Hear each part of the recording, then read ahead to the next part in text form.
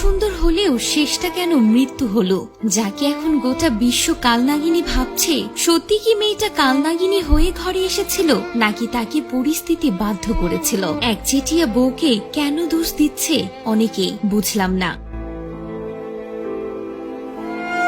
ওনার মায়েরও তো উচিত ছিল ছেলেকে বোঝানো, যাতে বউকে এখন থেকে একটু সময় বেশি দেয়, গুরুত্ব দেয়, যেহেতু উনি মায়ের কথা শুনে এবং মা ভক্ত।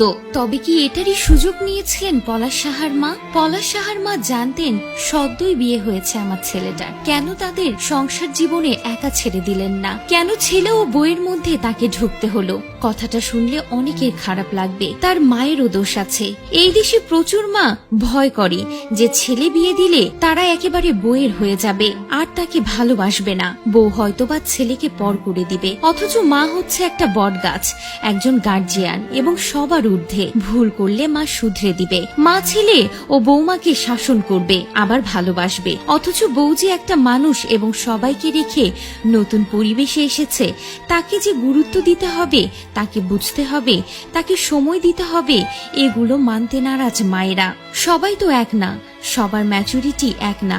এসপি পলাশের মা চায়নি যে ওনার ছেলে বউ পাগল হয়ে যাক। মা যদি নমনীয় হতো তাহলে বউ কখনোই খিটমিট করতো না। বউরা শুধু শুধু খিটমিট করে না, বউদের দোষও দেয়া বাদ দেন। জেনারেশন গ্যাপ থাকে, মা যা করে আসছে বউকেও যে তাই করতে হবে, এমন চিন্তা ভাবনা থেকে বের হতে হবে। পলাশ সাহার বউ নিশ্চয়ই কালনাগিনী হয়ে ঘরে আসেনি, তার শুরুটাও সুন্দরভাবে হয়েছিল। তার শাশুড়িকে আপন করে নিয়েছিল, কিন্তু যখন দেখলো শাশুড়ি তার এবং স্বামীর মধ্যে এতটাই চলে আসছেন যে তারা ব্যক্তিগতভাবে সময় পাচ্ছেন না, তখন স্বাভাবিকভাবে বউ চাইবে শাশুড়িটা যেন কিছুদিনের জন্য হলেও আমাদেরকে আলাদাভাবে ছেড়ে দিক, আমরাও একটু আলাদা করে সময় কাটাই। বউ যখন দেখে তাকে গুরুত্ব দেয়া হচ্ছে না, যখন দেখে মায়ের কথা শুনে বউকে বেশি কথা শোনানো হচ্ছে, তখনই একটা মেয়ে শাশুড়িকে সহ্য করে না, এবং এক্ষেত্রেও তাই হয়েছে। ছেলের বিয়ের পরে তাদেরকে তাদের মতো মাঝে মাঝে ছেড়ে দেওয়া উচিত ছিল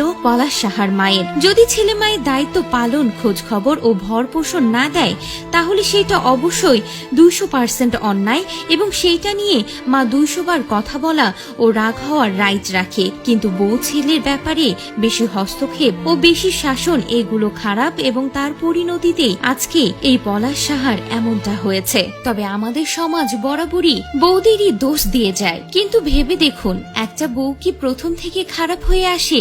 না, শাশুড়িরাও কিছুটা দায়ী বউকে খারাপ করার পেছনে। অথচ আজকে এই বউকে কালনাগিনী করা হচ্ছে আর মারা পার পেয়ে যাচ্ছে।